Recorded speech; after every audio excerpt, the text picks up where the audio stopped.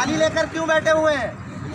हमारे कमी बहुत ज़्यादा है। हम लोग सफाई कर्मचारी, हमको पूर्ण वेतन नहीं मिलता।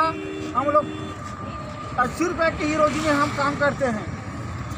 थाली लेकर क्यों बैठे हुए हैं? इसमें कुछ पैसे रखे हुए हैं। ये 10 रुपए का नोट है, थोड़ा सा चावल है।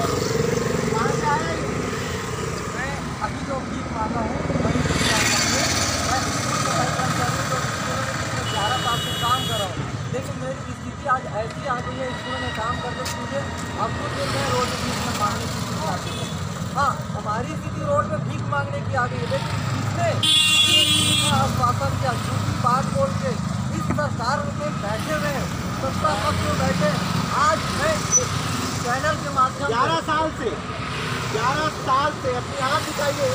ये काम करते करते हाथ कैमरे में दिखाइए, मेरे हाथों में थोड़ा ये काले पड़ गए। 11 सालों से ये हाथ काम करते करते घिस चुका है।